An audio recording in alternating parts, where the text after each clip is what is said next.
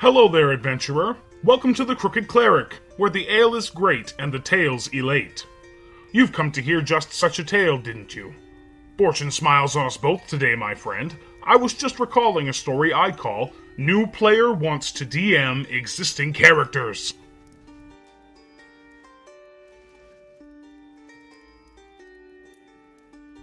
The rule set was 3.5 edition, and I was typically the DM.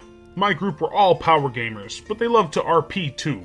So it was a powerful group with in-depth backstories that really got into long-term party objectives, challenging encounters, from which they fled and regrouped probably a quarter of the time, and character RP. Open world too, never did modules, and I rarely spent more than a few minutes planning an adventure because there is a very, very low chance that they would take the bait. Instead, I would just plan major world events that the players could engage in. Now, the new guy. He had never played in our group, but he wanted to DM. He wanted to DM this group at their current character level, and wanted to run a module that he loved. Well, I told him this is a bad idea for this group and these characters, but the party is willing to re-roll some new characters for a one-shot to see if you fit into the group. Honestly, I was excited because I've been the DM for 6 years and I wanted to roll up a Mystic Theurge. But he insisted. I told him to ramp up the level of monsters 4 levels and max their hit points. He said, "If it's not in the module, it's not in the session!" I knew it wasn't going to go well, and told him immediately that the group was OP and experienced DMs would have a hard time making the combat challenging without going to TPK levels, so you have to do some tweaking. He ignored me. Anyways, we start. The module's pretty good. It's about going and collecting the body of a prince that has fallen in combat for a proper funeral. The first encounter was 4 ogres and a troll. The party finished them off quickly, with no damage taken. The rogue killed the troll round 1 solo. A combination of 2-weapon fighting and all the feats to give additional attacks, short sword of quickness, dagger of flame, sneak attack 4d6 per attack. Second encounter was about the same. 2 lizard things. They died just as quickly.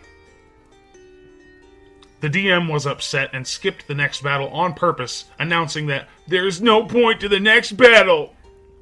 So we get to the castle where we are to collect the body from the enemy and they ambush us. But there's no combat. The narrative goes something like this. The 4 guards come out and arrest you all for being aligned with insert character here. They take your stuff and throw you into jail cells. The group is stunned. The rogue says no way he would allow himself to be taken, and we need to rewind and do that combat. The DM says that the group would have just killed the guards and it's not part of the story. The group has to escape now. The DM says all of our stuff is gone, and we only have our clothes, and we don't have a chance to try to escape for 6 months. So the group is pissed, and Chris, who plays the Dwarven Cleric, which 10 levels later becomes an evil necromancer, and the party ends in an epic battle with him. Spoilers. Tell the DM that it's not how we play the game, and he can rewind or leave. It was Chris's house we were playing at, after all. The DM said, "Fine, everyone's executed at dawn, and your characters are dead." Then he legit said to give him the character sheets. Obviously that didn't happen. He left, and was never invited back. Very peculiar overall. We never had anyone else DM again that didn't spend 4 or 5 sessions in the group as a player. And that is the end of our story for today. Did it quench your thirst for entertainment? I knew it would. I've got a knack for this sort of thing. Don't forget to like and subscribe on your way out, and come back soon for another epic yarn. We'll see you next time.